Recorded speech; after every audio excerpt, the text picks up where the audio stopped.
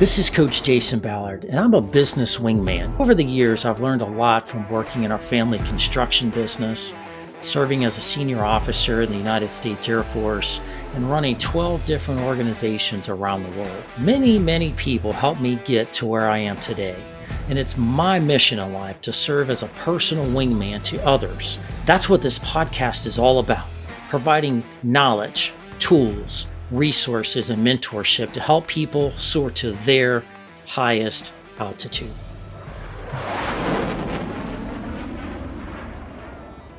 Welcome back to the Soar Higher podcast. This is your host, Coach Jason Ballard. Real exciting to be here with you today. It's going to be another great show. Today is kind of a little bit of a different show than what we normally do. Today, we're talking about something that's kind of kind of sensitive, kind of a hot topic in the workforce these days. And it's also something that we've talked about previously, and this is a continuation. This is part 2 of faith in the workforce. This is becoming more and more common and prevalent. People out there are needing to be connected on a higher level than just coming to work, doing their job, and going home every day. People need to feel valued. They need connection, especially in a hybrid workforce.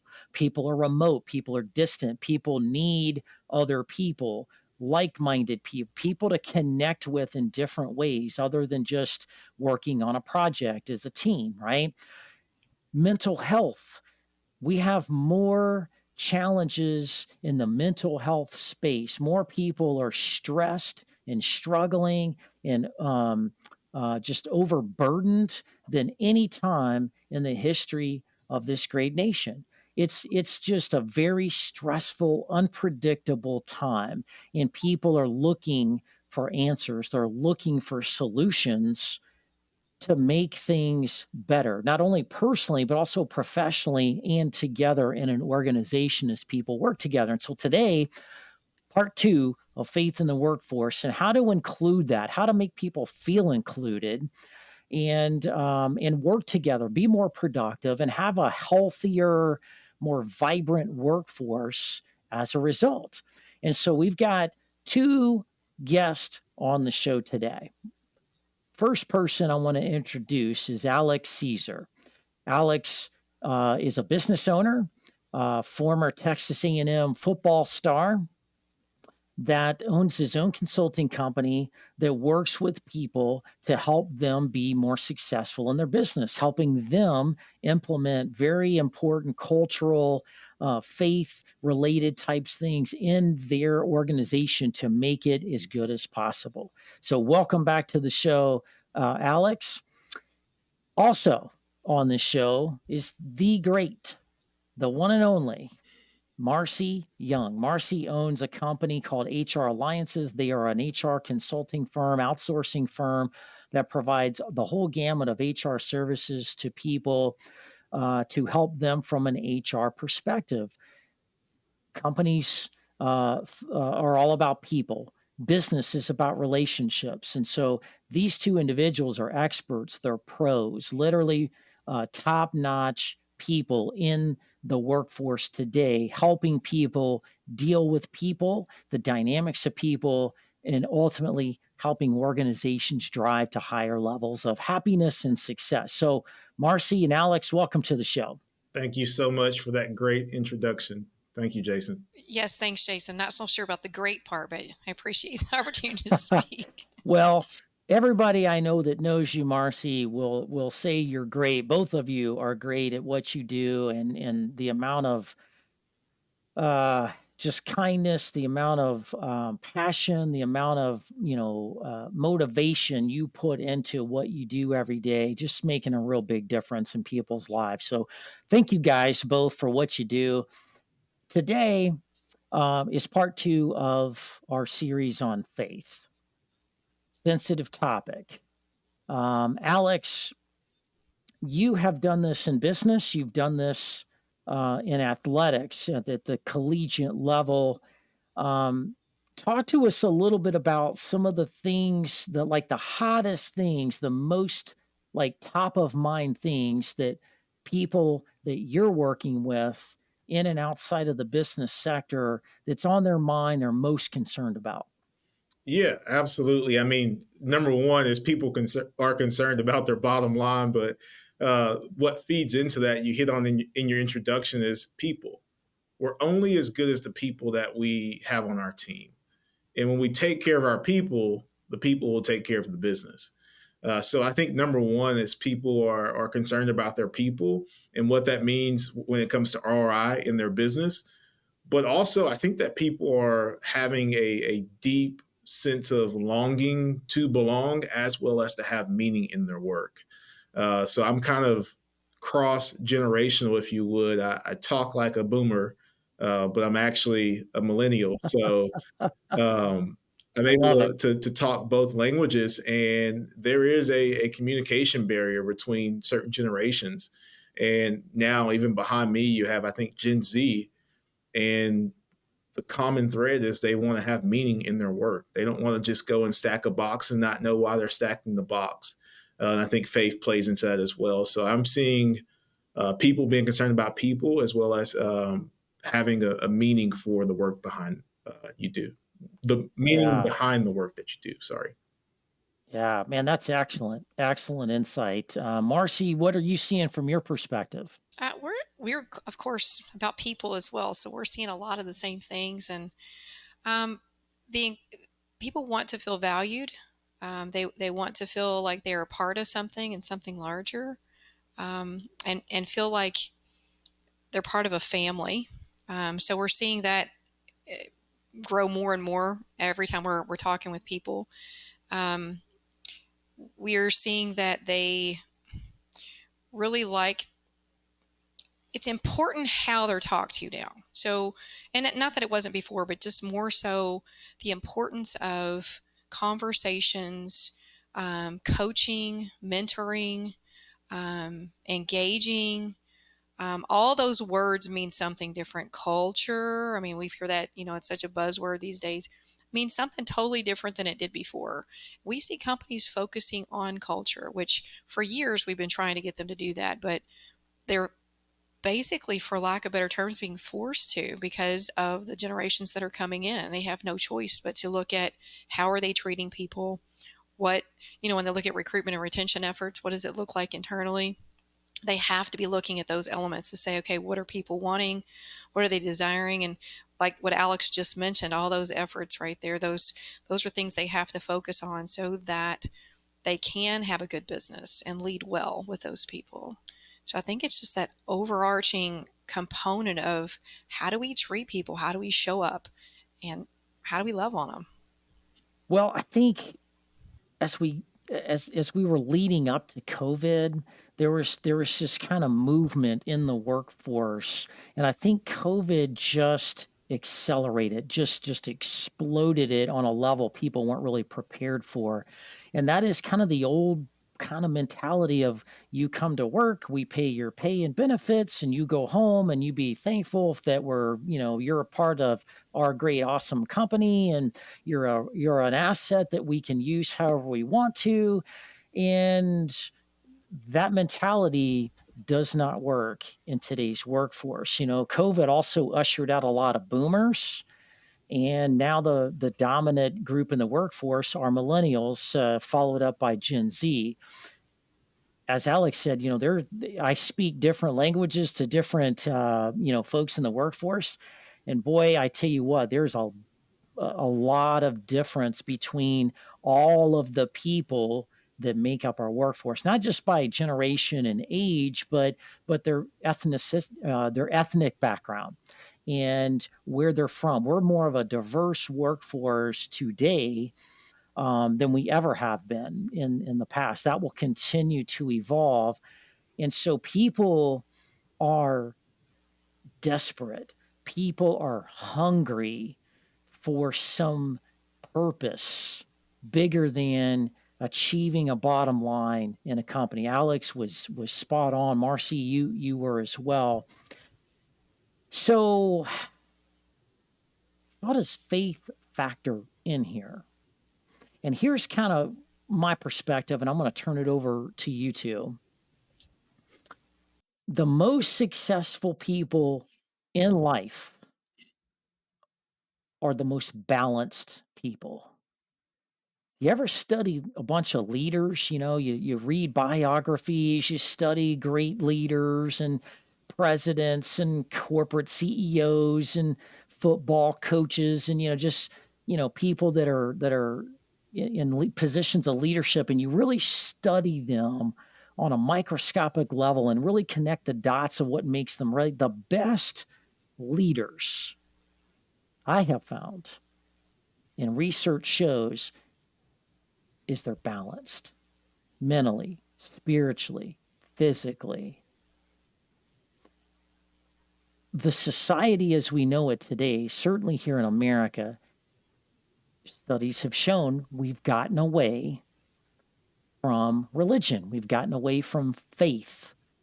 And now there's kind of this resurgence of people looking for that. It's been missing. It's a lot of people aren't balanced. A lot of companies aren't balanced. The most successful companies are the ones that are balanced as well. So, Alex, how have you seen the dynamic of the spiritual component helping people balance out their organization, but their people individually? Yeah, so I'll speak to balance. It's very hard to show up excellent in the workforce and not have any of that trickle over or start at home, in the gym, at your church. One of my coaches used to tell me, even when we were in practice, is how you do anything is how you do everything.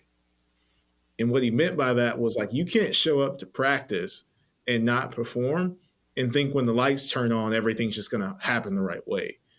So I think the way that you show up at home plays into how you show up in the office. I think the way that you treat your body plays into how you show up in the office. So I think it's great that employers are looking at benefits and programs, maybe with a gym membership or community outreach, because those things do affect the way that we work. You said when you first opened up that people were longing for a sense of community. Me being a Christian, if you go back to Genesis, God was creating things and he said, it's good, it's good, it's good. And then he found Adam alone. He said, it's not good. And any man out there can probably testify to the fact that it's not good for us to be alone. We get into trouble. We do things that we shouldn't. But if you look at that, like there is power in community. Jesus rode with 12. Like it's just there. Like if you look at, you see that principle over and over and over again. So there's power in community, and there's power in the balance of being a well-rounded individual. Because I don't think you'll show up to work excellent if you're not exuding that in other areas of your life. So how does that look? Number one, companies caring enough to actually put something in place to develop you in that area. And we can talk about specifics. I'll let Marcy jump in, but that's how it starts: is companies caring about it, recognizing it, and then taking action on it. So I'll stop and we can get into the weeds afterwards. Yeah. Marcy, what are your thoughts? Well, I love how you put that, Alex, and especially with the balance part. But I also think what's happened historically even is oftentimes what we find is that companies don't know how to bring faith into the workplace. Even if they wanted to, they weren't quite sure how to do that to get that balance, because it's been, for lack of better terms, forbidden, right? Or you keep the separation between the two and you just don't enter it. So, companies more so now than ever, in my experience anyway, are looking to learn how do we bring that faith into the workplace to get that balance that we just all been talking about. And I think it's just so awesome to watch God work and watch what he's doing, I think, in the workplace and the marketplace, and bringing the faith in there. How it happens is so many unique different ways, but at the same time, just having the interest and the desire to have it happen. And then also watching those examples, of companies, large corporations who are actually incorporating faith in the workplace to get the balance, to look at, the holistic perspective of the employee and the organization, and recognizing that without faith, they don't have that. There's something missing. And to bring that component to the workplace isn't it's just an amazing thing. There are going to be some people who show up to work who wouldn't be exposed to any type of faith outside of that. So it's truly a ministry when you can bring faith to the workplace and really have that incorporated to give a balanced uh, company or business perspective, and then also a balanced perspective to employees who may not otherwise have any type of introduction to faith. So I just truly see a movement, back to your point, Jason, and what it looks like more and more. I don't think it's trendy. I think it is necessary. I mean, he's our creator. He created us this way to seek him and to serve him. And without having those things in place, we cannot be balanced. It won't happen. So being able to bring that back in to the workplace personally, for me just as a human and as a follower and believer in Christ, but also within our business and what we're trying to do that, it's just been amazing to see those things happen. Well, that's awesome, Marcy. I want to follow up, because you are an HR pro. You've been in this game for many years.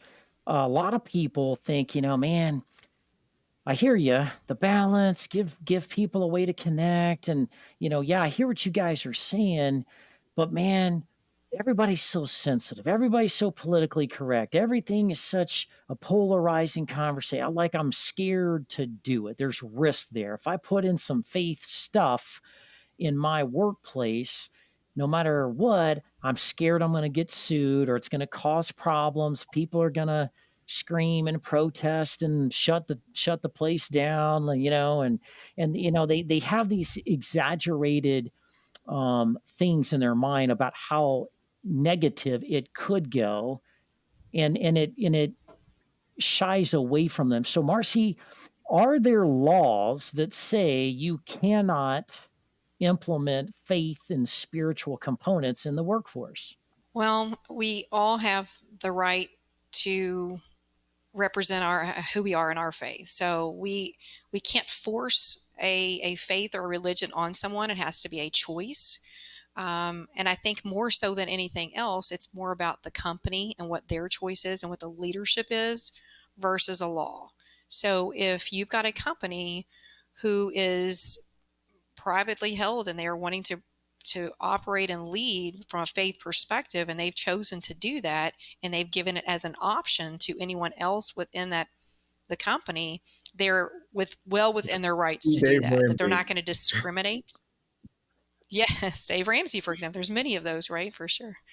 But it's Title VII, and discrimination is where that would probably fall as far as a law. But as long as you're steering clear of that and making sure that you're not discriminating against anyone, having an equal opportunity, but also allowing those who want to, right? Giving them an opportunity to engage in that without forcing, without coercing, but really allowing them to decide and make their own decision. And what we've seen is that when companies open that door, people you would never expect to be attracted and want to learn more and grow and more and do, they show up. And oftentimes they end up leading the Bible studies or rallying other people or praying for them or becoming, even stronger in their faith than you would ever imagine. That's what the beauty of this is just watching God work.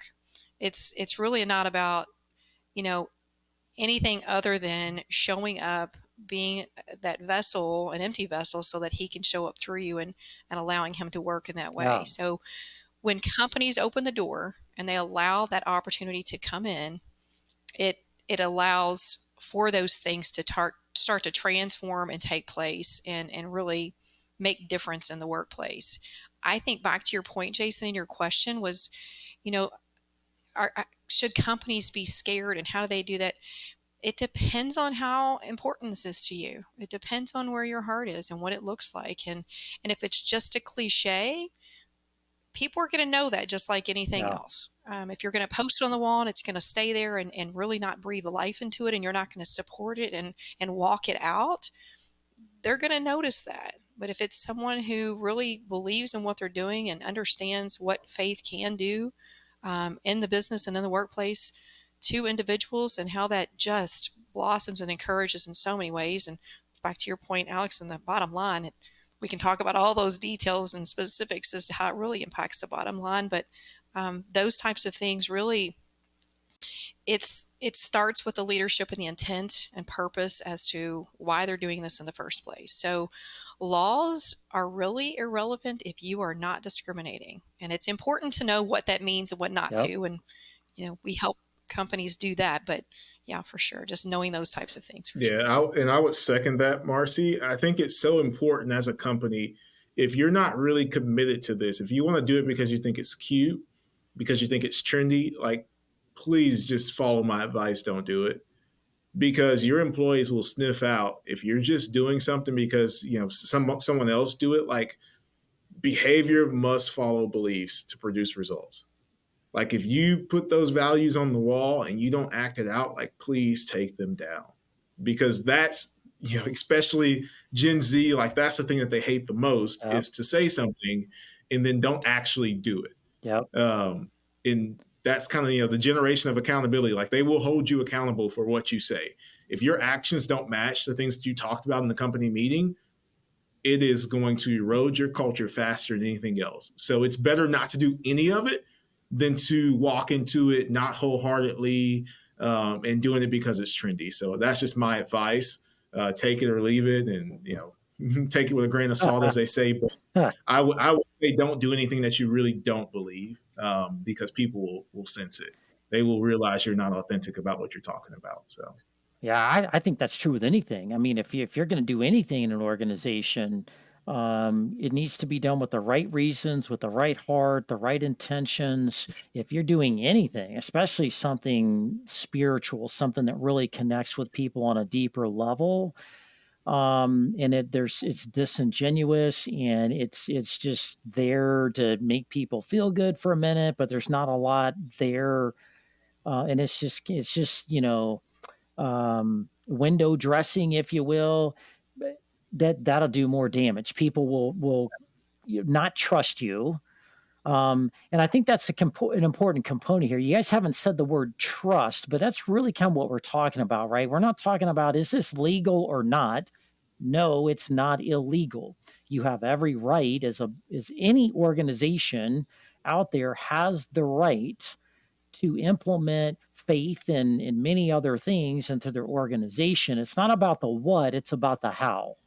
Marcy, I think, eloquently put it to us in her own words, but it's about the how, right? If people feel like it's for one group of people and nobody else is welcome, that's going to be a problem, right? That's not going to serve you well. If you're going to kind of, I'm going to say it in a different way, if you're going to kind of half-ass do it, then don't do it at all, because people are going to see that. They're not going to trust, right? Like, if whatever you do, you have to do it to a level where people trust that and understand the real intent and meaning and spirit behind it, or they won't trust it.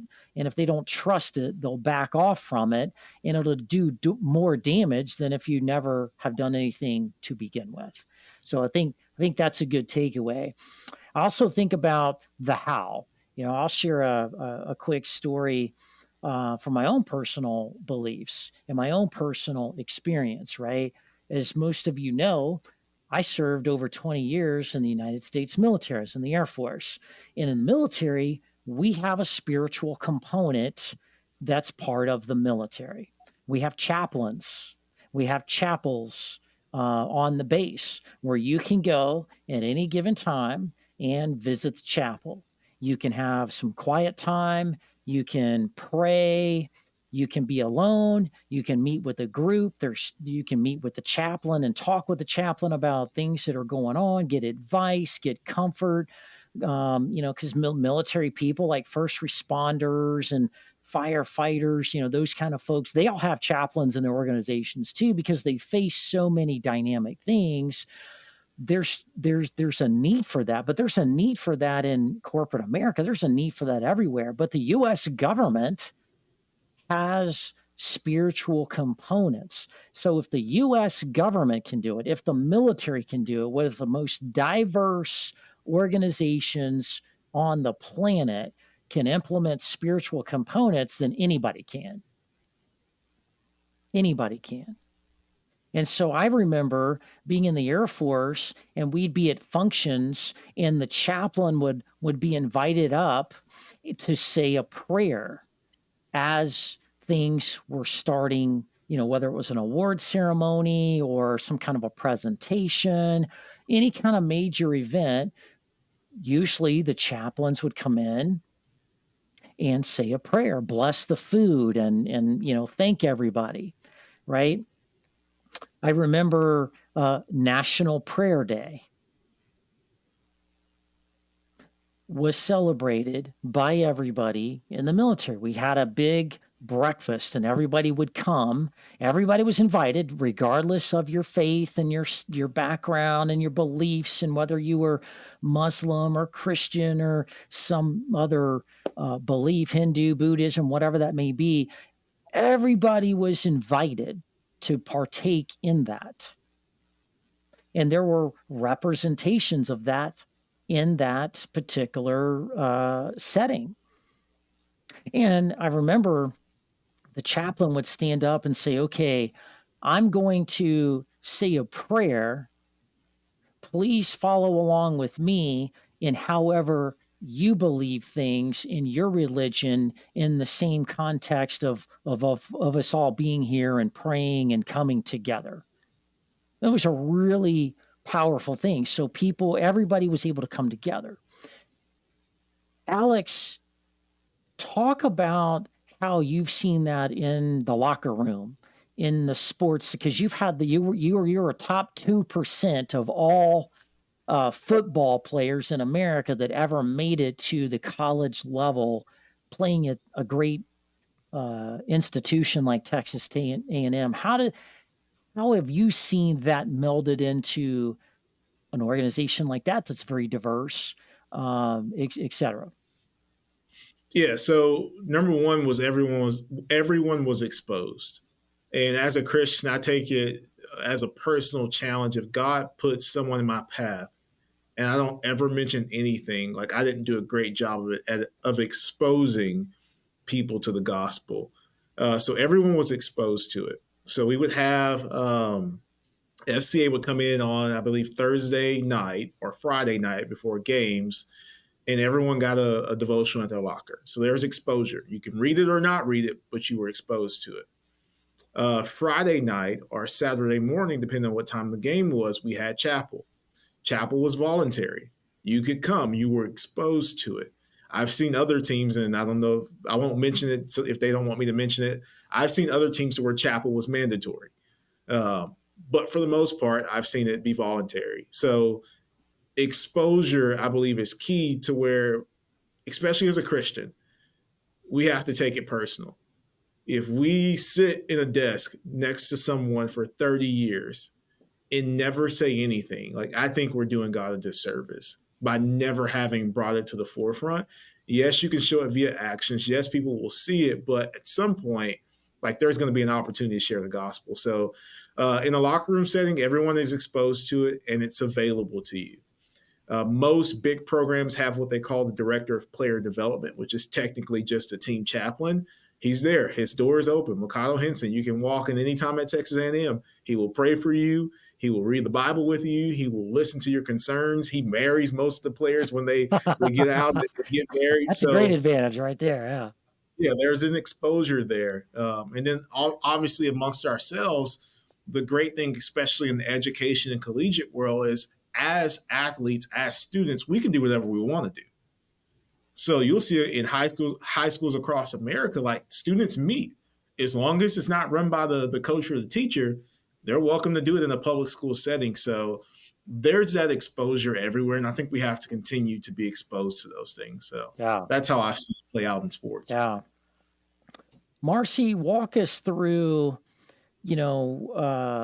how to start thinking about this. If you're a company owner or CEO or a decision maker in an organization out there, whether it's a nonprofit, government, for profit, doesn't matter. If you're an organizational leader and you're looking to move the organization forward, you're looking to continue to wrap your arms around your people and be supportive and make the workplace the best possible place for them. And in the spiritual components are something you want to lean into and figure out. What are some of the things you would recommend people are thinking about? What is the first places to start thinking and kind of getting the mindset and starting the conversations and trying to start the process of figuring out what you may do, what you may not do, and kind of because that can be uh that can be a cloudy haze to kind of inch into. So where do you start? Well, great question. I think that it starts with the leadership again. You have to decide how committed are you, and I would say yes, it's the how, but it's also the who. Okay. Like, who are you representing? Who is in the core? Who is the center? And who are you doing this for? So, it really have to decide on your commitment to this. What is the level of commitment? What are you really just wanting to have a spiritual component? Are you really truly trying to bring Christianity and faith into the workplace? And what does that look like to you? What do those definitions look like to you? When you can define that and get a vision for that and have that at your core, because back to the points that we discussed earlier, if you're just doing it for show or if it's for a trend, it's gonna be disingenuous and it's gonna fall short and it's not gonna reach throughout, and it'll just like anything else you implement in your business. If the leadership's not supporting it and has the vision for that to carry it out, it won't happen. So it starts with the vision and the who of what you're representing. And beyond that, there are things that you can do. And what we've seen, at least from experiences, is we've seen where leaders are just opening meetings in prayer. They're just opening meetings in prayer. They are seeing what happens there, and as they continue to do that and find those opportunities to just share their love for the Lord through prayer, then they're finding others are engaging and they're expecting that now and they want to have that now. And then usually they take it to the next level and say, okay, well, if anybody's interested, we're offering you a lunch period or break time or whatever areas where you can actually, conduct Bible studies, or you can have prayer rooms, or just time for yourself and having that spiritual connection, right? Companies are implementing chaplaincies. I think, Jason, you touched on that earlier with the military. They're doing those sort of things. They're doing community involvement, engagement, volunteering, giving back. I've even seen, and we recommend this for our clients as well when it comes to engagement Hmm. committees, and we've seen that become incorporated too through the engagement committee. Really is responsible for helping understand how do we get employees engaged, and they design and develop. It's a representation across all departments and all areas, kind of being very diverse in the collection of folks who sit on the team and who lead that. And then through that, they kind of push out what's important to everybody because they've got a representation and bringing that back in. And faith has been a component of that.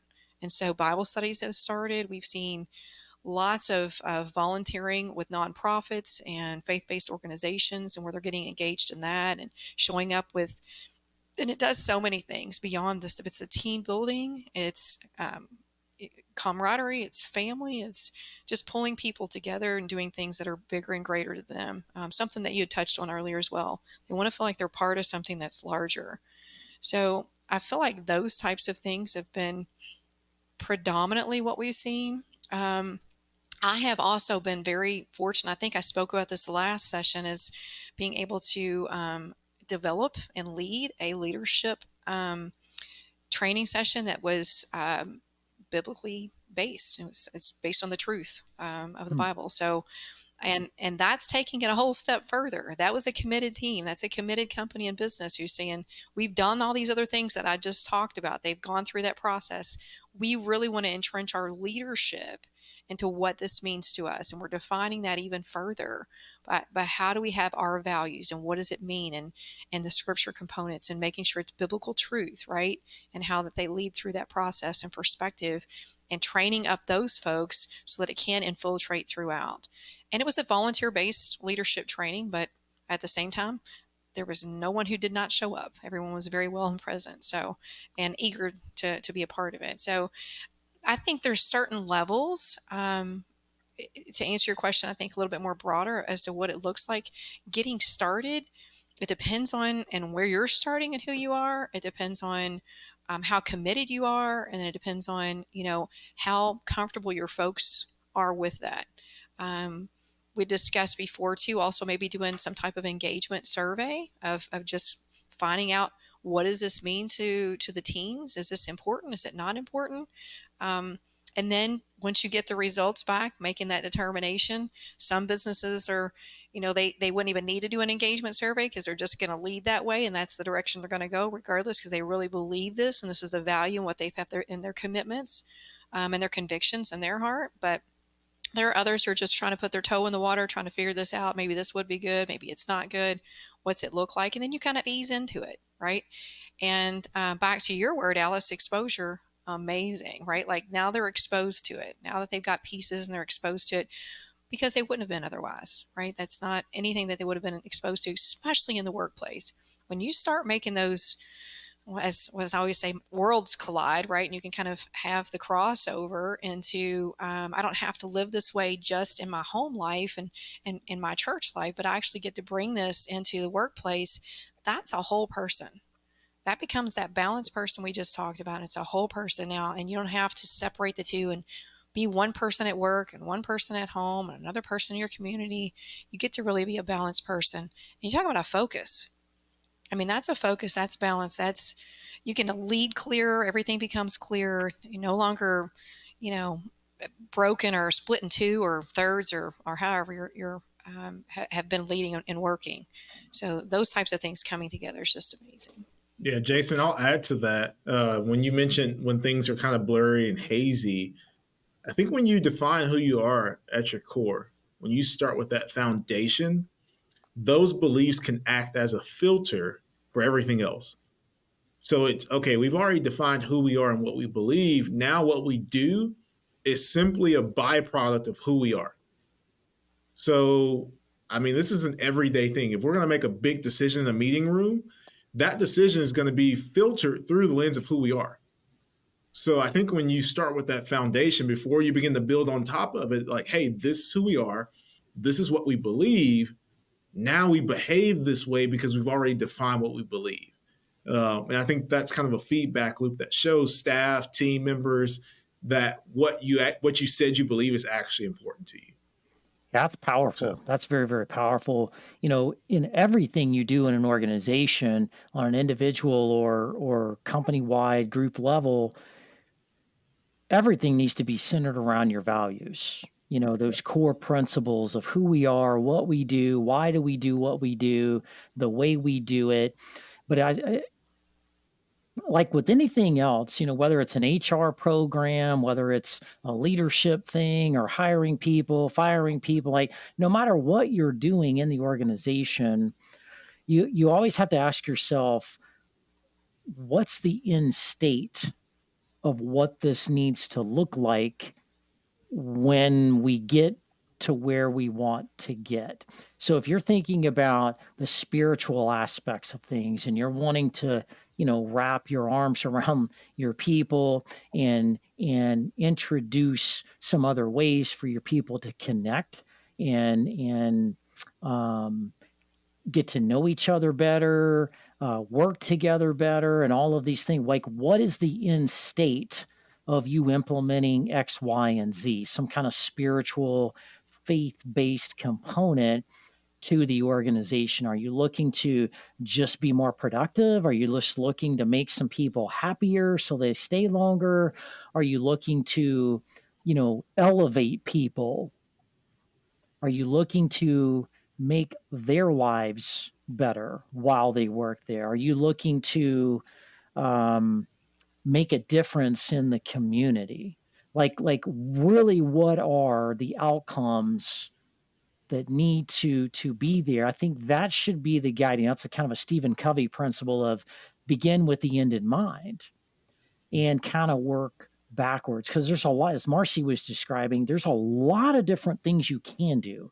It doesn't mean you have to implement it all, but there's a lot of different ways you can go. And I love where she was going with it in the beginning. She's like, hey, how about just ask your people where they are and how we can best support you, adding different dynamics to the organization that may be spiritual or may not be spiritual. What are your greatest needs? How well do you feel connected? How well do you feel engaged? What are your needs? What are the things you're struggling with the most? How can we help you? And maybe start there.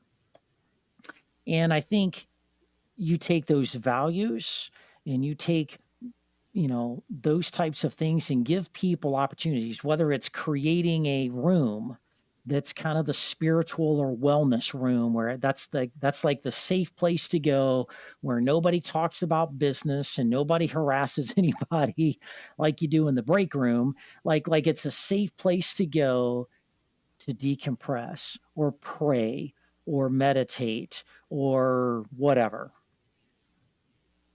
Whether you provide a spiritual group, a chaplain, or connect to a church in an employee assistance program.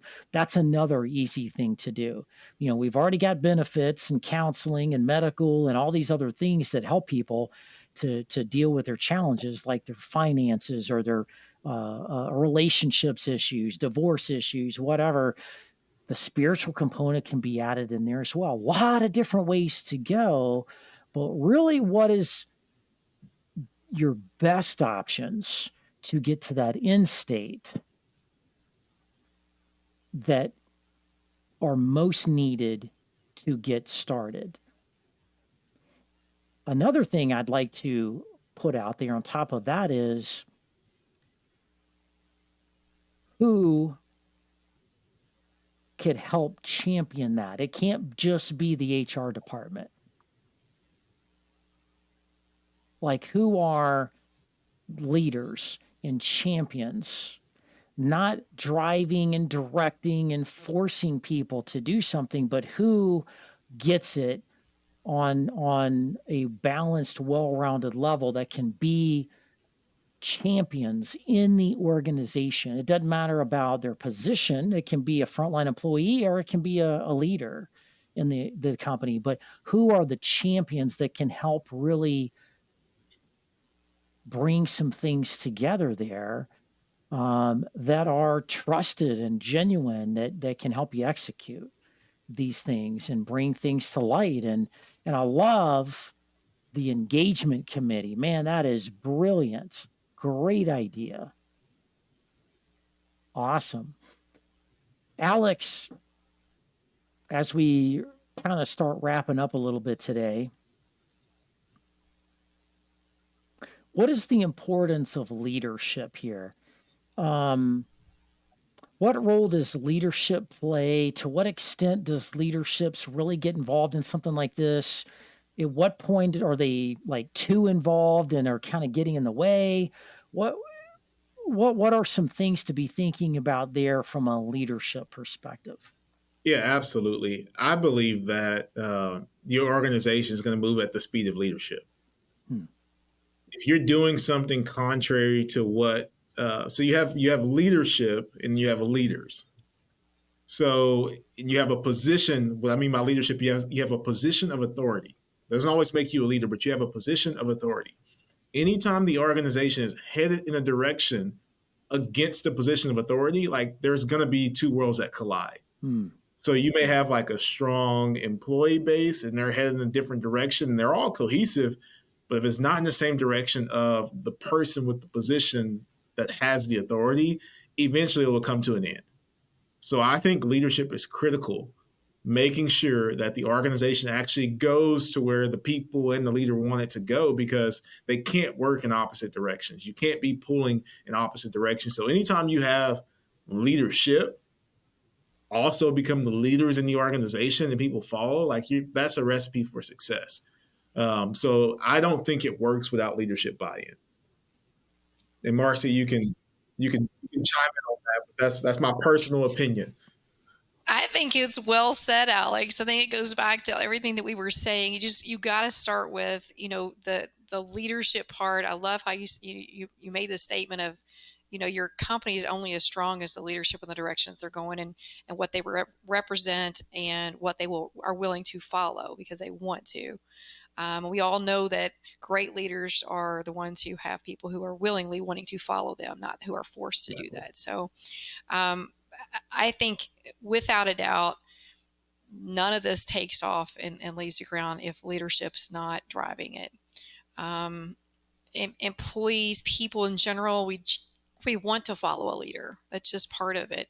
And if we don't know where we're wanting to be led, someone who has strong leadership can make that happen. So there's opportunities for sure within the faith perspective, for those who are uncertain as to which direction they want to go in. It's a great discipleship opportunity, and as believers and followers, that we are called to be disciples and make disciples, and it's just an opportunity to get involved and to really move from that perspective and guide folks through that. I like what you said earlier, Alex, about if you're not engaged and don't really know, it's almost worse to lead heavily with something like that if you're really not all in. Yeah. So you got to decide what that vision looks like, and where you want to be and where you're seeing this go versus just let's just touch and see if it's going to work. So the commitment's big, knowing who you're representing, and then knowing your people and culture and making those things happen. Yeah. So Jesus said it this way: no man builds a tower without first considering the cost. So if this is something you want to do, like just recognize there is a cost. There's an opportunity cost to everything. Like there is an alternative. So you have to be sure that, hey, like this is what this entails. I'm willing to pay the price. I'm willing to take this journey. So just something to consider. I love that. Awesome. Rarely do I tell people what to do. I try to guide people into like, here's where you want to go. Here's how you can get there. I'm not gonna make you like you have to take this route. Like I'm only one person's dad in this world, so I try not to tell people exactly what to do and more get buy-in and have them make smart decisions for themselves. So And we always say to advice and counsel, right? And it helps you to be more advised so you can make more educated decisions. exactly.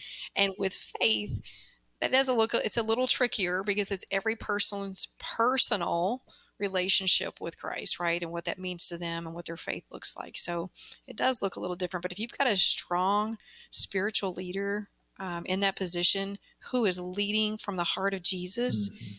it is so hard not to want to follow that. I mean, I honestly, I don't know. I know very few people who've not want to follow that. So I agree. Well said. Very well said. Well, Alex, thank you so much, my good friend, for taking some time to join us deep in the Absolutely. conversation in this part two segment. Wonderful, wonderful man. I can't say enough great things about my friend Alex here. Alex, if people want to learn more, they want to connect, they want to, potentially have you assess their organization and maybe provide some positive feedback to them. How do they connect with you? What's the easiest way to get a hold of you? Yep. AlexSezer.com. AlexSezer.com. Outstanding. Thank you, Marcy. One of the most passionate, compassionate, loving, caring people I know in the world today, and we all need to know somebody like you in the world, Marcy. So thank you so much for being on the show and for all the great things you're doing out there to help people in not only in your personal and professional life, but just in general. You're an amazing lady, and we're just very glad to have you on the show as well. And I'm just lucky to get you both on the show at the same time. That's never easy to get awesome people together at the same time. So, Marcy, how do people connect with you? How do they learn more about you, what you do, how you help people? thanks, Jason. And that the best way is through email. It's Marcy, Marcy, at yourhralliance.com. Awesome. Thank you so much. We're also going to put that information in the show notes. So if for some reason you're driving down the road and you don't have a pen, you can't write this stuff down listening to the podcast, we'll have it in the show notes. You can go in there later and snag that and plug that in and go find these two terrific people. At the end of the day, again, the most successful people, not just money success, not fancy houses and sports cars and the driveway success, but just overall successful people, happy people, peaceful people, people that feel good about themselves and what they're doing and their contributions in the world. Overall, successful people are the most balanced. Again, organizations that are the most successful are the most balanced. You can, and I would highly encourage you to take the advice of these two awesome people today and implement some level of spiritualness in your organization, however that best fits for you. We got two great people that can help you navigate that, and you can feel free to reach out to them. But there's no laws against it. There's nothing to be scared of. You should lean into it, and you should be, continuously looking to engage and connect with your people that are desperately trying to navigate this crazy fast-paced world and continue to bring people together to the best of their ability. When you do that, great things really, really happen for everybody involved. The YMCA is faith-based. John Maxwell's organization is faith-based. I think Alex said it earlier. Dave Ramsey's organization is faith-based. Chick-fil-A is faith-based. Hobby Lobby is faith-based. The government has a lot of faith based into their organizations and how they operate and interconnect, right? A lot of good examples of successful organizations that have these well-rounded components into it. And I highly encourage you to keep striving towards those types of ways of thinking in an effort to continue to make the world a better place for all of us. That's it for today's show. What a powerful session. Hope you got a lot out of it. And we look forward to talking to you next week on an exciting new topic we're going to cover next week. You don't want to miss that. Everybody, have a great week.